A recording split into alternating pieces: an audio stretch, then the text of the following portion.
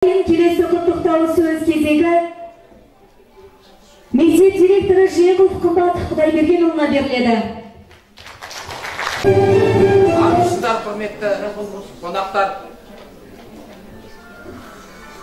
Армысыздар, құрметті қонақтар, ардагер ұстаздар, ата-аналар, мектебіміздің түлектері. Сіздерді Алтыния мектебіміздің құрылғанына 90 жылдық салтанатта мерей тойымен шын жүректен құттықтаймын. 90 жылда іргесі бекіп, керегесі кеңейген, бірлік жарасып, ырысы тасыған нөмір 10-шы Нұркен Әбдіров атындағы орта мектептің 90 жылдық мерейтойына арналған салтанатты жиынға қош келдіңіздер. Көкірегінде сәулесі бар адам зымыраған заманның ағымына ілесіп, жүйткіген уақыт көшінен қалып қоймай, бойындағы барымды, көкейге жиған нәрімді елдің игілігіне жұмсасам деп қалпына рақақ. Ауылымыздан киелі білімнің қара шаңырағынан шығып, еліміздің түкпір-түкпірінде әр салада, тіпті ғылымның қия жолында жүрген азаматтарымыз аз емес. Жасампаз ойлауға, өз еркімізбен шешім қабылдауға және қиындыққа төтеп беріп, бізге сенімді болуға тәрбиелеген өзіміздің аяулы ұстаздарымызды аса жылылықпен, оларға деген аса құрметпен еске аламыз. Күндер сырғып, жылдар жылжып өтіп жатқанымен, білім нәрімен сусындатып, жанымызды қайырымдылыққа тәрбиелейтін, өмірлік азық жинап, қуат алатын, болашаққа сеніммен қарауға үйретіп, қиында қарбаласы мол дүниенің барлық қыр-сырын үйрететін қымбатты да сүйікті Алтыния мектебіміз әрбір азаматтың жанынан еш уақытта өшпейді.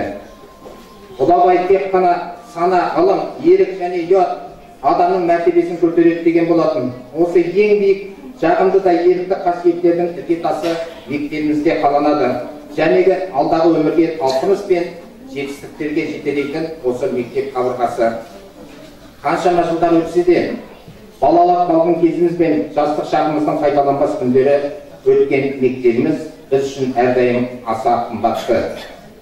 Барлығымыз ұлағатты ұстаздардан білім алып, құнарлы топырақтан өскенбіз. Осы киелі шаңырақтан қалай қазақ баласы білім алып, отанымыздың игілігіне қызмет атқаруға өмірлік жолдамамен аттанды.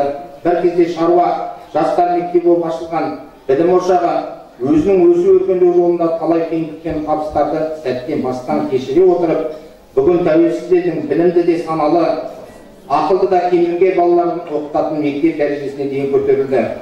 90 жыл бойы сол сенімді арқалап келе жатқан білім ордасының өзіндік тарихы бар. Тарих дегеніміз мектебіміздің өткені, бүгінгі күні, болашағы. Өткенсіз бүгін жоқ дегендей 90 жылдық тарихында мектеп өмірінде өздерінің өшпес ізін қалдырған ұстаздар жайлы ойламау мүмкін емес. Санаға ақыл ұялатып, арманды алдан қиялдататын, өмірді ұғынуға себеп, тірлікке кіруіне көмек болатын, әр шәкіртін аялап, мейірім шуағын аямайтын, бала жүрегінде тұлғалық табиғатын мәңгілік қалдыратын ұстаздар қауымына құрметімізді ыстық шапалағымен білдіре, құрметті қауым. Бүгін сіздерге қандай құрмет, қандай қошемет көрсетсе де артық емес. Сіздер ортамызда жүргенде біз сіздерге марқаямыз, қуанамыз. Осы жылдар ішінде мектеп шекпенінен небір айтулы азаматтар қанаттанып шыққан екен.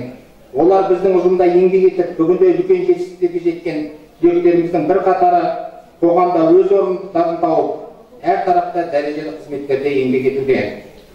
Мектебіміздің тарих беттерінен мәңгілік орын тепкен бұл шәкірттер осы сәтте бізбен бірге өз қалаған мамандықтарының ел кәдесіне жаратып, өздеріне қуаныш сыйлап, жұмыстарыңыздың табысты болуына біз тілектеспіз.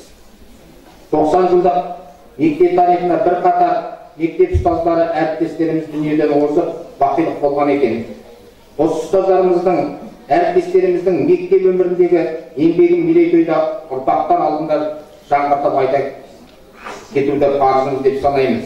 Жақсының аты алының хаты өлмейді дегендей, бұл әріптестеріміз болмағанмен, оларды оқытқан шәкірттері, отбасы мүшелері, ұрпақтары осы залда қатысып отыр.